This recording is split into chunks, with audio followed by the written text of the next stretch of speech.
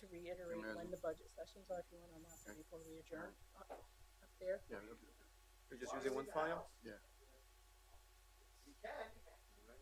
Presentation mode. Mm-hmm. And then we'll go here. I did the exact same thing. Yeah, no, this was unplugged. No, I plugged it in and did it. I hit the button. So you can go back. Okay. This is just the back and forth. We didn't actually, I could have found you the clicker. You want me to get you the clicker? I'm gonna come up and I'm gonna do it. You want me to get you the clicker? Yeah.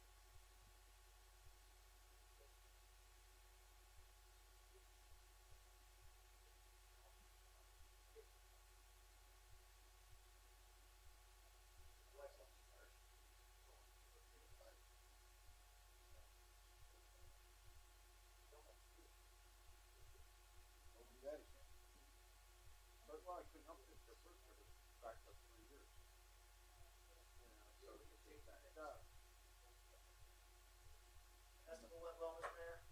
Festival went really well. It was cold. You know what? I'm not gonna, I was here Saturday. I was on Saturday.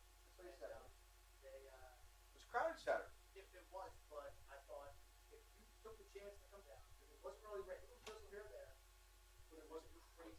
Right. So it was actually, it wasn't crazy cold. So I thought this is like perfect. Sunday was crazy.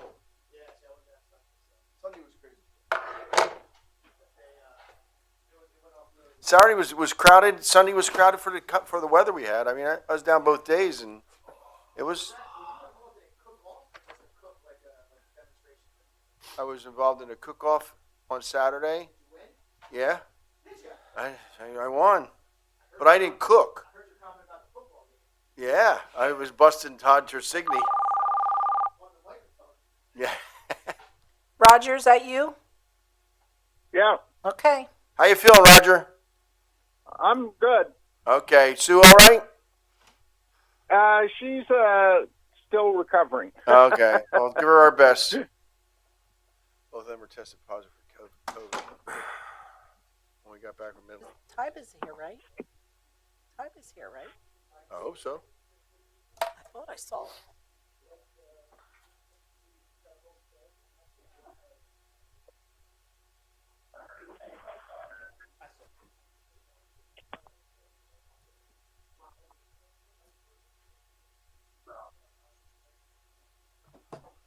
Hey, what's up? Thanks, man. Okay. I'm gonna go down there anyway. Oh, you're gonna go. Yeah, I'm gonna be down here. What's going on? You all right? Family's good? Huh? Family's good? Family? Oh, yeah. Good. So,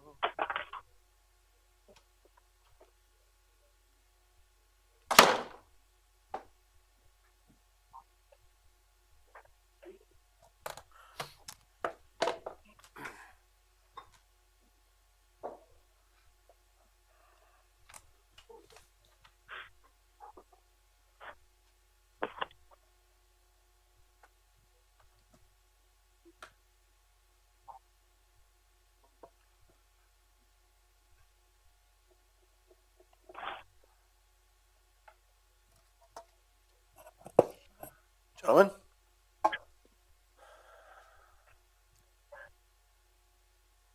John, that report for council, for county council looks good. have it put on letterhead tomorrow and sign it. It's 12 o'clock. I'd like to invite everybody to call to order the budget presentation and invocation followed by the pledge.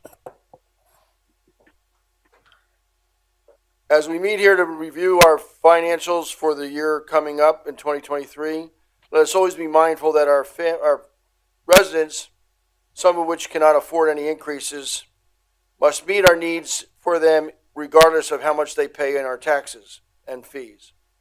We ask that we deliberate on this budget and bring to the City of Easton residents the best budget that can possibly be given regardless of cost. Amen. I pledge allegiance to the flag of the United States of America and to the republic which stands, one nation, under God, indivisible, with liberty and justice for all. Roll call, Madam Clerk. Get on my seat. Mr. Brown? Mr. Ettinger? Mr. Milan? Here. Mr. O'Connell? Here. Dr. Ruggles? Here. Mrs. Sultana? Here. And Mayor Pianto. Here. This time we'll have approval of the agenda, which basically consists solely of the presentation of the budget and the citizens' right to be heard. I'll move. Moved and second, discussion, roll call. Mr. Milan? Aye. Mr. O'Connell? Aye. Dr. Ruggles? Aye. Mrs. Sultana? Aye. Mayor Pianto. Aye. Thank you, City Council, for giving me the opportunity to present the 2023 budget. Let me just, first of all, go through a couple of charts that you're going to hear about as I go through the presentation. This is where our revenue comes from. These are in your packet, so you don't have to worry about getting any notes down. But this is where we get our revenue from. As you can see, we get only 52% of our budget comes from property tax, and I'll address that later. Our funds are predominantly used in these areas, and as you can see, our non-discretionary funds are about 4%, $4 million, about 11% of our total budget. This is I always show this because in Local Government 101, you're taught that public safety should represent your total cost of, your total revenue in property taxes. Our property taxes are barely covering our fire department, let alone our police department. Both are very important components of our services to the city, so we don't want to spend too much time on it, but it just shows that our property taxes do not give us the amount of money like you have in a suburban municipality where you're constantly building new subdivisions and increasing your revenue in property taxes. So this would look much differently in a community that is growing with subdivisions and warehouses and industries. Our real estate taxes, you can see in 2021, were very low because of COVID, and we're coming back. And as you can see, our economic development strategy is working. We're at $8.7 million, where in 2015, just 7 years ago, we were at $8.4 million. So there is a good growth that we have in our real estate taxes, but it's still very low in comparison to the general fund budget. This is our total general fund budget. As you recall, our auditors asked us last year to provide sewer fund, separating it out. So we have a general fund and a sewer fund. And as you can see, we're constantly, the revenues are growing without a tax increase. This is something that I'll address later in my presentation. The MMO, as you can see, the black line is a total MMO. You can see that our PMRS and officer and employee, the green and yellow at the bottom, very little but very little cost to the city because they're both well-funded. O&E primarily wasn't well-funded, but because we have no one else in that program. Since 1972, all non-uniform employees have been in the Pennsylvania Municipal Retirement System. So we only put in what they tell us to put in, and that's about 98% funded, 99% funded. As you can see, fire and police are two that continually go up, and you can see the black line is our total, and we're spending about a little over $8 million a year in our pension funds, just in the MMO. The MMO has gone up from $1 million in 2008 when we took office to $8 million. That $7 million has been absorbed through different line items, not property taxes. And this is our the historic trend, as you can see, from 2016, just in the past 8 years, we are going up, and PMRS is a very small sliver. It's going up about $100,000 next year, whereas police and fire have gone up about $7 million, 7.6 to be exact. Okay, let me get to my presentation. In accordance with the provisions of the Home Rule Charter adopted by the voters in Easton in November 2007, I am, as the mayor of the city of Easton, present to City Council and the residents of the city of Easton the recommended 2023 budget. Make no mistake, this budget is a result of hard work to bring about the renaissance taking place in our city. However, no matter how much we raise our economy, we have unsustainable pension plans. This past year continued to bring many challenges due to the COVID epidemic. However, by the end of this year, we hit post-pandemic issues like inflation, supply chain issues, and labor shortages. One of our greatest strengths is my ability to put together a great team, and some of them are here tonight, and I take great pride in this team. It's a team who brilliantly managed COVID's financial impact, resulting in a reserve for our city. Revenues that outperformed our revenue projections, the use of the scoop and toss refinancing mechanism we recommended when rates were at an all-time low has proven to be very forward-thinking. Being awarded some of the major federal, state, and county grants that we get, and they've worked hard to work on. And, of course, the lobbying efforts to get our fair share of the American Rescue Plan Act funds that were distributed last year. This budget for the 15th year holds the line on all taxes and revenues that would go to, or taxes and fees that would go to the city residents. Our real estate tax will remain unchanged for the 15th year in a row, and we have not raised other taxes since 2009. Some of you were on council at the time and will remember that in 2007, the city was in the throes of Act 47, and when we came into office, we did not want to go into Act 47 because we don't know of any municipality that comes out well. So we went and provided in 2009 a very unpopular non-resident income tax to help our pension programs, and which gets about $2 million a year. And we also decided that the last thing we want to do is overtax, which we felt already we were overtaxing the lower municipal employee groups and some of our residents. For example, in 2004, our millage rate was 12 mills. And in 2003, it went up to 21.95. And then in 2008, when we took office, we were given a budget that had a millage rate at 24.95. And I have a chart here that shows you that those taxes in 2004 were 14.69 millage, and in 2007 were 21.9. The second economic factor is the city's debt obligation, and which continues to improve despite capital investments that continue. We were prudent in our bond financing and borrowed when interest rates were at historic lows. As you all know, they're increasing right now. Our interest rates are locked in. Easton's economy continues to recover better than anticipated, and much of the credit goes to the strategy of our team to remain small, even though we have major developments taking place in Easton. We don't go after big corporations or industries or warehouses. We go after mom and pop local community organizations, whether they be restaurants, stores, or whatever. Many of our revenue line items are not back to pre-pandemic levels and may not be for some time. However, the pandemic lens is just one of the many factors that create the full view of what's happening globally and nationally in our economy. Many factors are causing concern for the future stability of our economy. At the top of that list, of course, is the war with Ukraine and Putin's threat to use nuclear weapons, which could be catastrophic. Russia's invasion of Ukraine has also brought economic sanctions that also impact our economy and city budgets, including oil, gas, and utility costs. Most notably, however, with inflation, sharp declines that came in the market, which has negatively affected our pension portfolio. The American Rescue Plan, ARPA effectively known, adopted by Congress, provided $1.35 billion directly to cities, towns, and tribal villages. After a lot of lobbying, the city was awarded its share of $20.6 million. The proposed budget does not allocate any of the funds, although City Council will remember that we used $10 million for revenue replacement of those funds during the pandemic. Let me just add that ARPA is, without ARPA, this budget would be extremely different. Extremely different. I don't know what we would have done without ARPA. I want to thank the federal government and President Biden for giving us ARPA, because that $20 million, you will recall that $10 million was allocated for revenue replacement. when we lost during the pandemic. Let me add also that the City of Easton continues to adapt to the present with a focus on the future.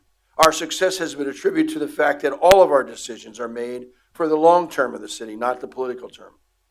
We work to ensure stability in our local economy and our ability to provide essential and quality of life services in our community.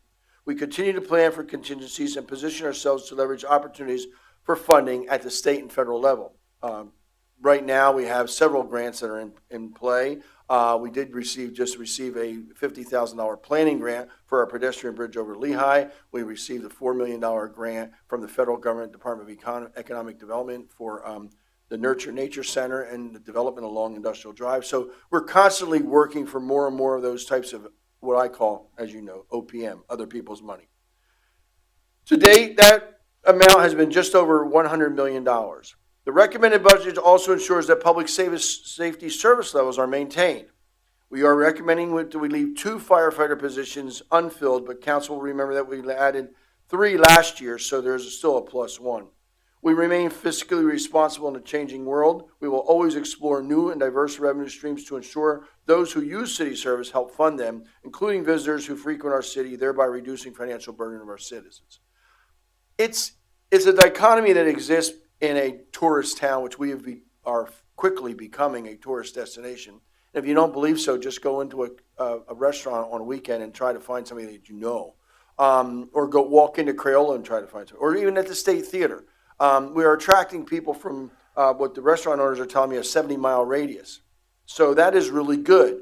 How do we capture their money and use it to help our residents, of which, 20% are poverty level, below poverty level? I think the last was 6.9%, the last census. This budget continues also to place a high priority on our economic development strategy, which is working. We are seeing growth in all areas, again, to relieve the financial burden on our residents. It's very easy. You have a dichotomy here. You either grow your economy or raise your taxes.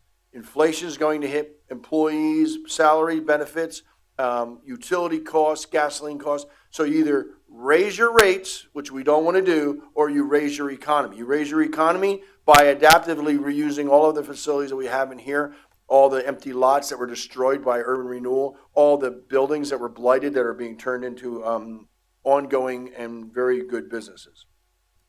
The city maintains the level of services delivered to residents and business. With our primary tax revenues almost recovered from the pandemic-induced recession, the city remains focused on managing labor costs, maintaining its reserve, addressing its unfunded pension liabilities, and accelerating funding to our capital replacement program, prudently spending our rescue plan money, and pursuing new revenue opportunities.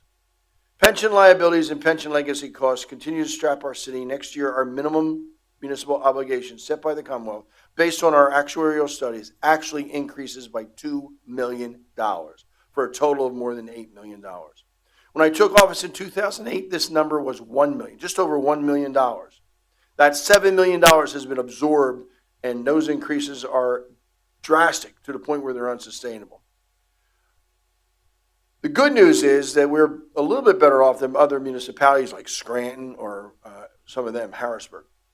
This annual budget holds a status quo position in most areas, meaning that there's no employee layoffs, there's no new employees being put in the budget.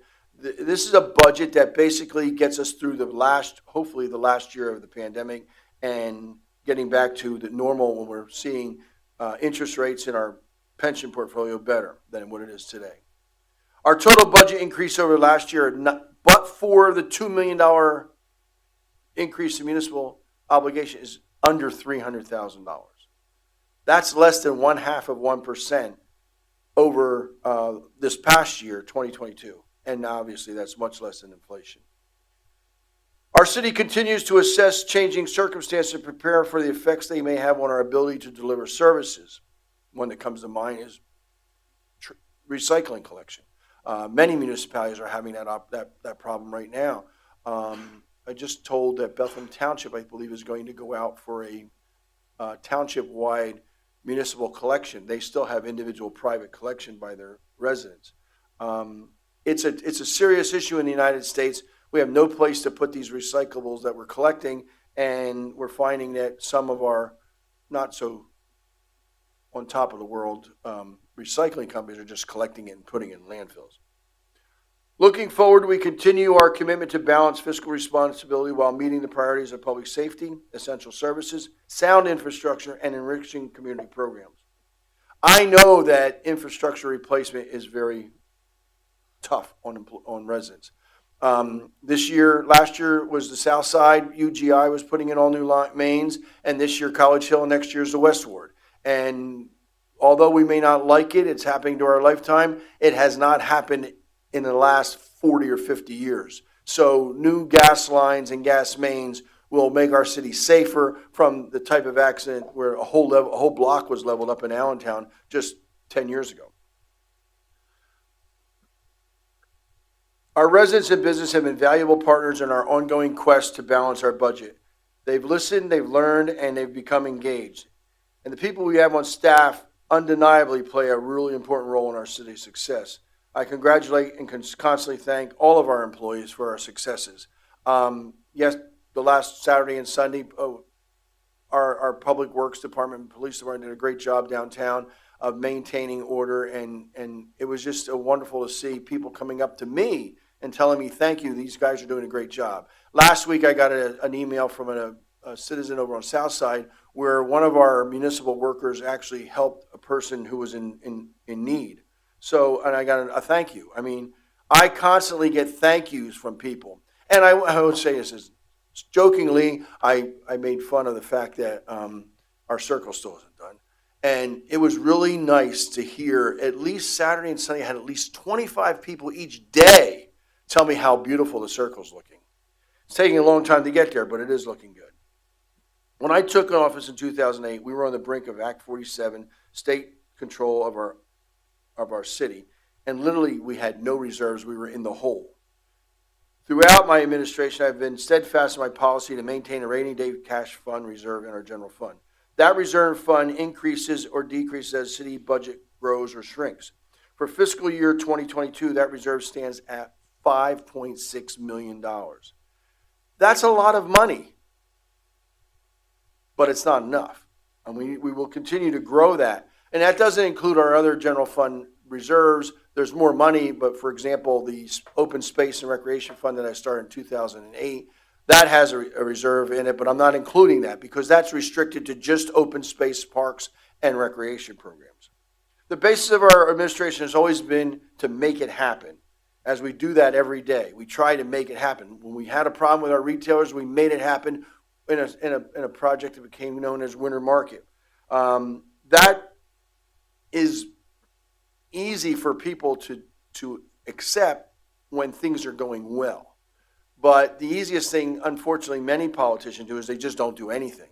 And then nobody can criticize them for doing something stupid. Like if Winter Market was a real negative, we would have gotten a lot of heat. But it wasn't. It was very positive. And I must say that 99% of what we do is very positive in some way. And we're looking forward to another positive year with no tax increase to the residents of the city of Easton.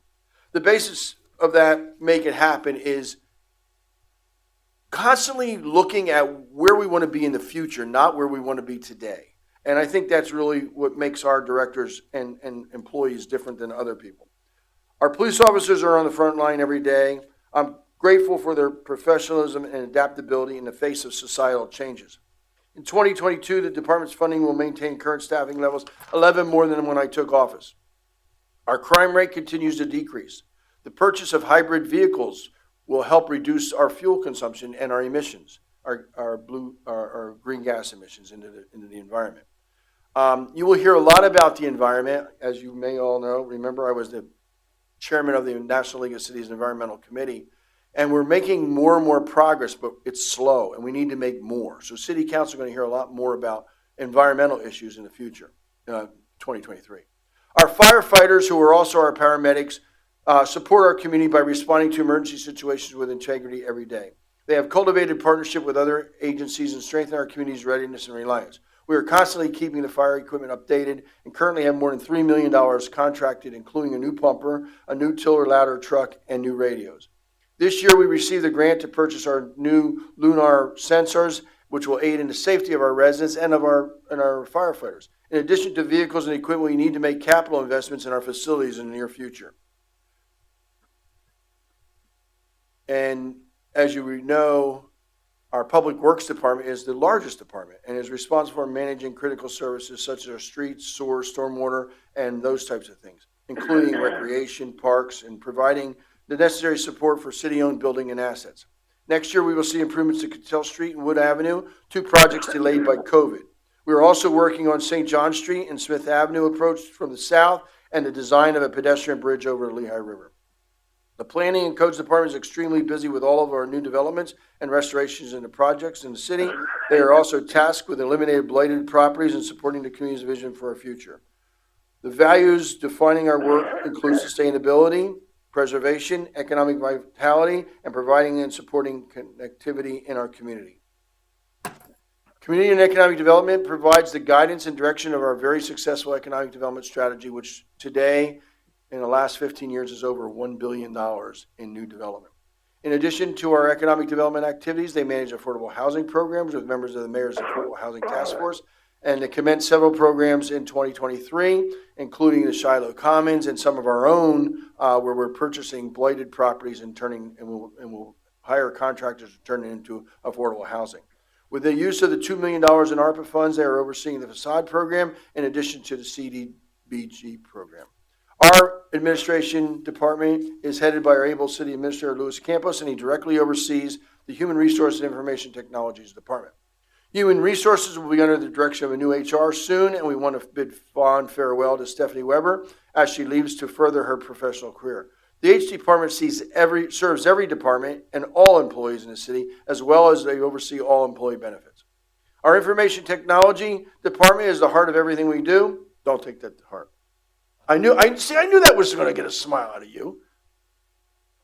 From our workstations throughout the city departments, this department has grown exponentially in the last 15 years. When I took office in 2008, the department didn't even exist. The Information Systems and Technology Division supports computing and networking networks, playing a vital role in keeping the business side of the city moving forward. The work of the division is crucial to every department's success and ensure stability and security in our city networks. As you know, the city of Allentown actually had a cyber attack 2 years ago, I think it was. So we're protected. My perennial focus to envision the needs of the city long-term, making decisions that will benefit our community's future. The 2023 budget reflects this unwavering pledge to provide the highest caliber service to each resident. Though the budget does not fund all requested operating and capital needs, the recommended fiscal year 2023 budget represents a level of funding that will allow the city to maintain and enhance current service levels while making organizational changes to be more cost-effective and efficient. I am incredibly grateful for our strong partnership at the state and federal level that have allowed us to build on the progress we already started and make historic investments in our economic recovery and infrastructure. To date, we've been awarded more than $100 million in county, state, and federal grants. But for our MMO, as I said, we would have actually increased the budget by less than $300,000, $230,000 to be exact, $239,000 to be exact. Before making my next remarks, these are very important remarks because it's going to have to do with the biggest decision City Council will make next year. But let me make no mistake about it. Our first responders and all of our employees deserve a pension. All of them. But the current pension program is not sustainable. Our budget was balanced before I left for vacation just 2 weeks ago. And while away, I received a phone call from these 2 young men sitting here telling me that our actuarial just put our MMO up from $1 million to $2 million. That was $1 million. I don't know what anybody else, but that's a lot of money, especially to the city of Easton. Our general fund next year has a mandatory municipal obligation of $8 million. To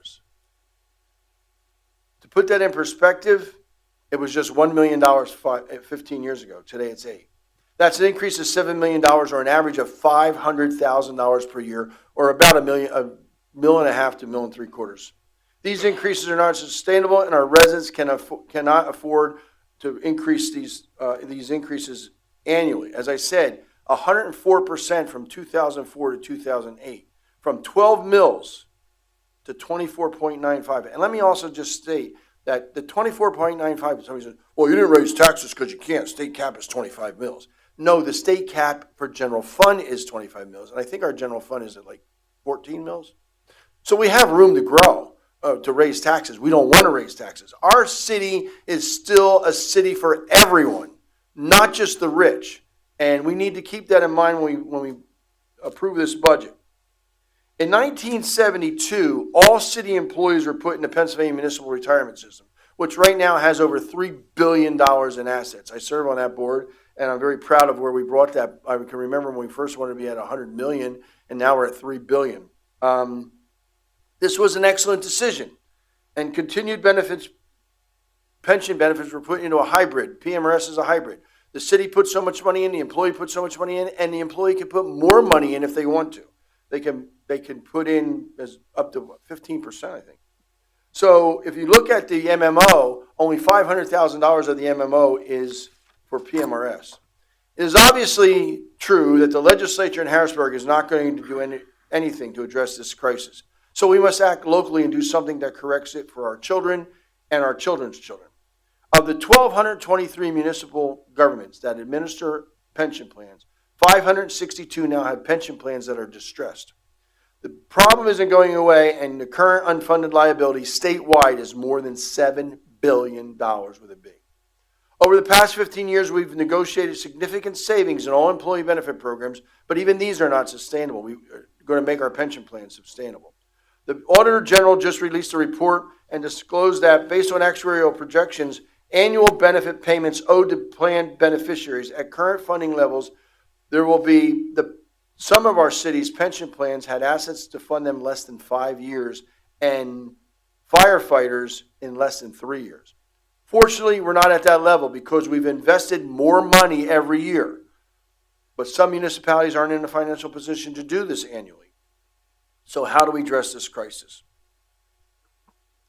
First, we continue to negotiate more cost-effective benefits and efficient benefits for our police, fire, and employees.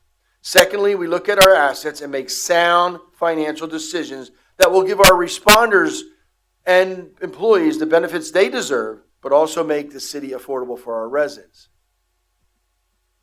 That's our primary responsibility as elected officials. Our primary responsibility is to the residents to keep us affordable so people keep moving into our city. Everybody says, well, why is it development? Because I've told the developers I don't want to raise taxes.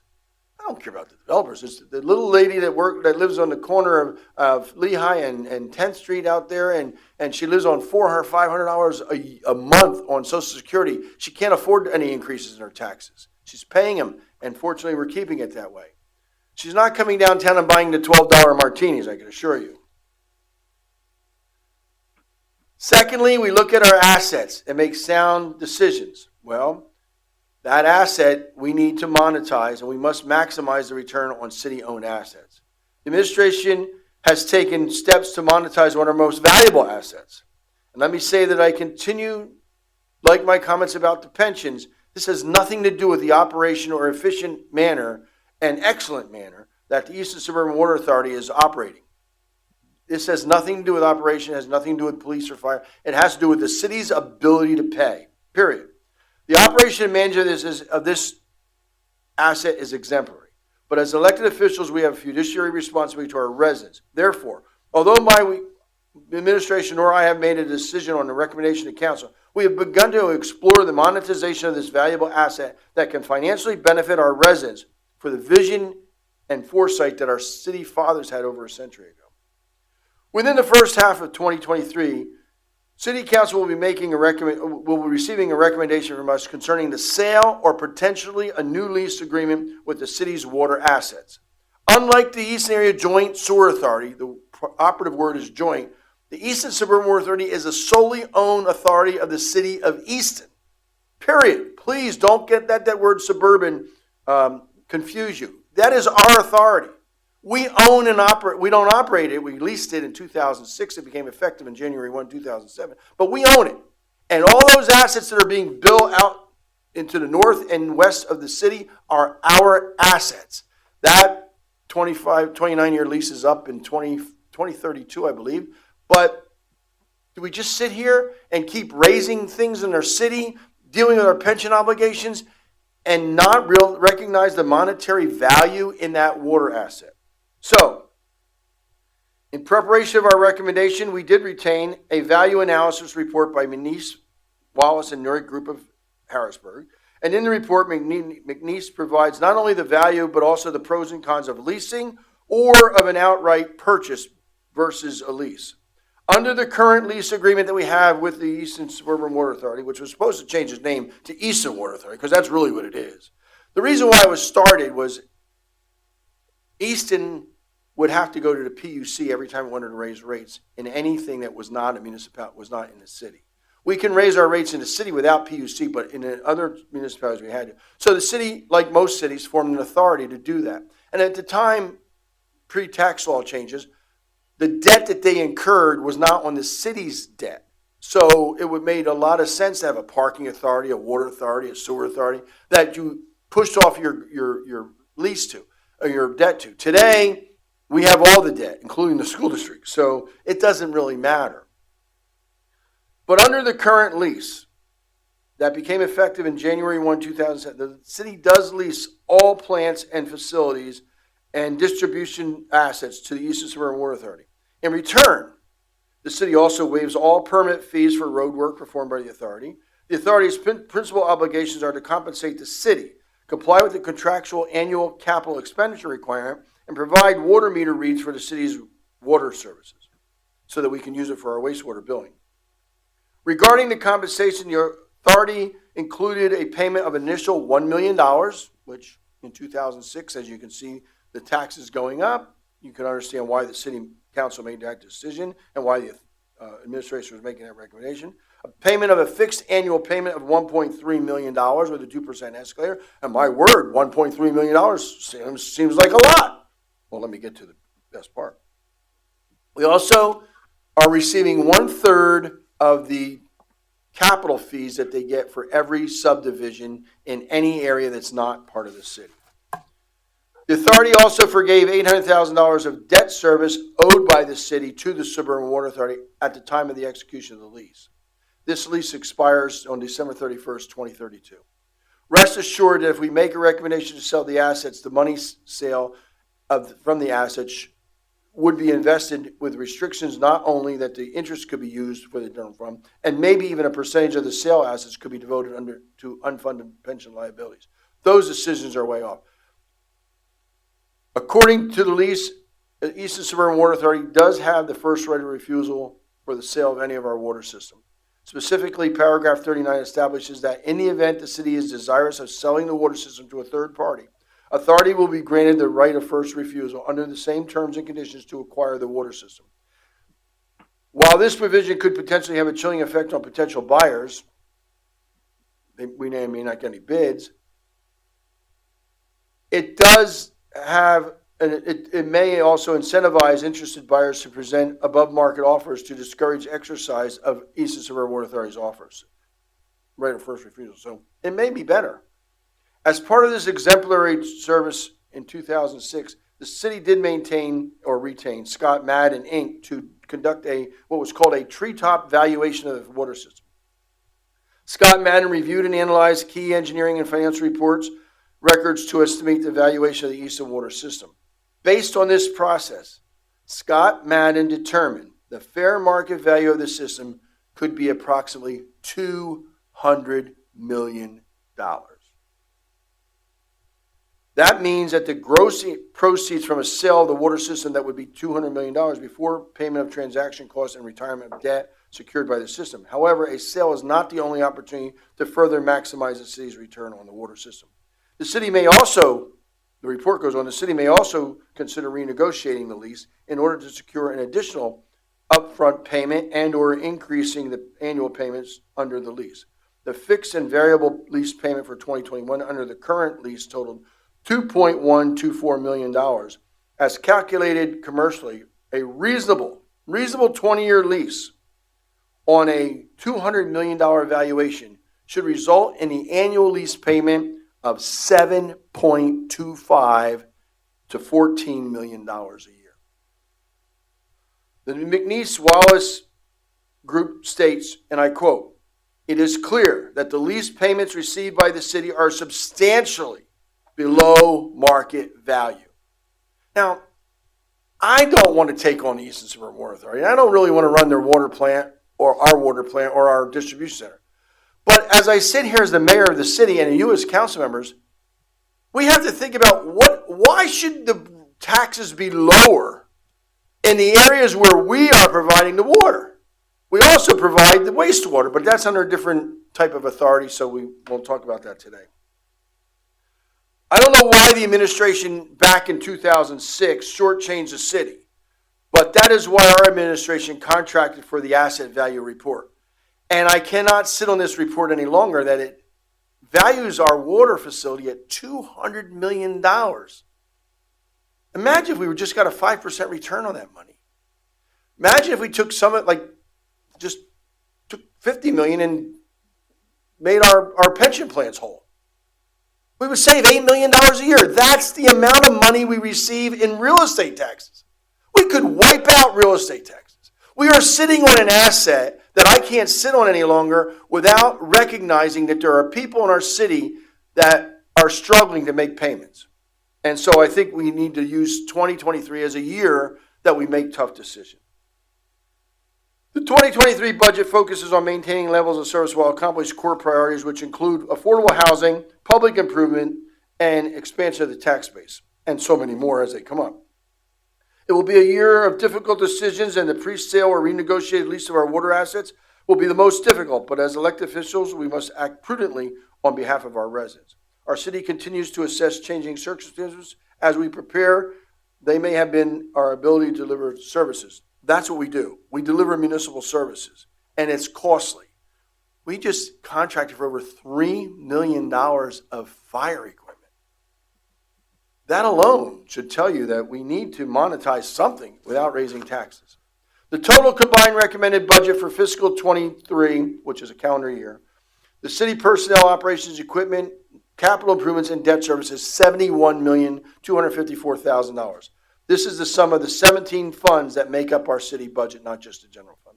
Easton is blessed with a strong and loyal workforce that truly wants to provide its citizens with quality services.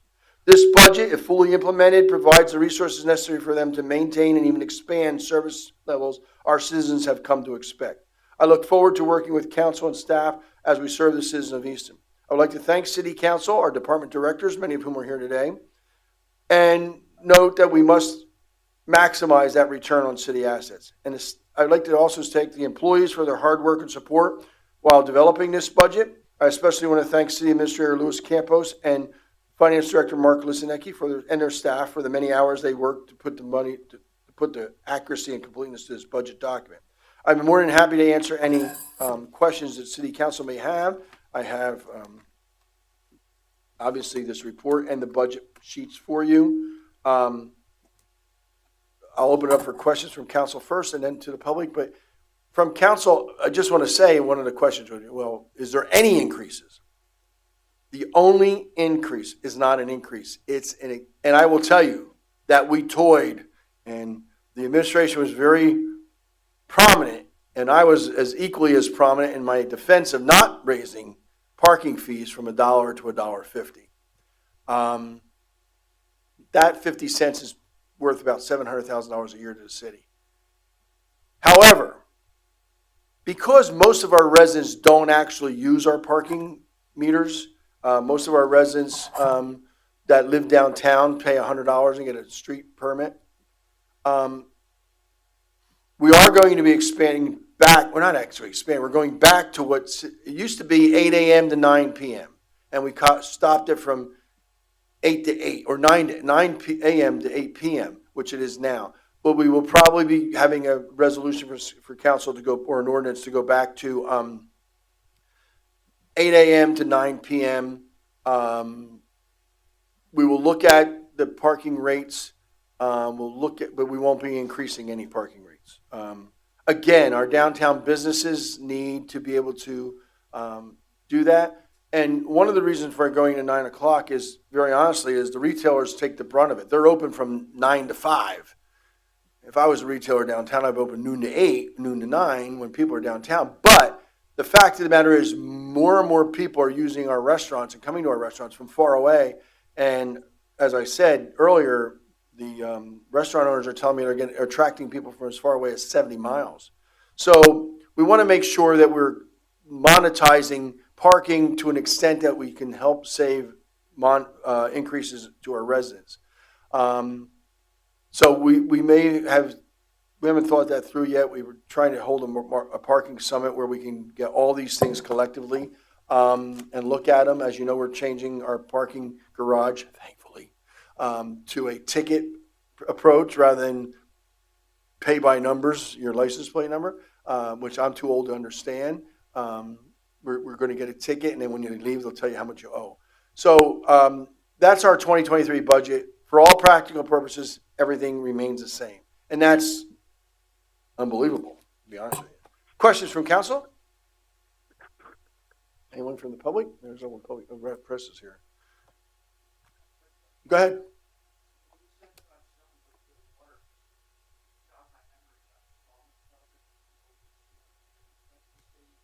Not the same. We didn't sell it. We put it in the name of the municipal authority. So we didn't really sell it. We just, for debt service and borrowing the money, we borrowed our money against the assets in the sewer plant. Just like most recently we did it for the 500 garage. Anyone else? Thank you. Thank you. Yes, of course.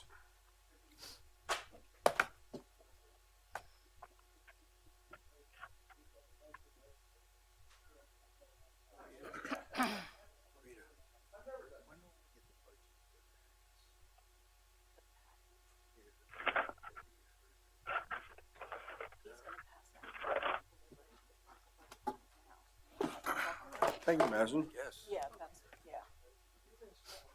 Let me just adjourn the meeting.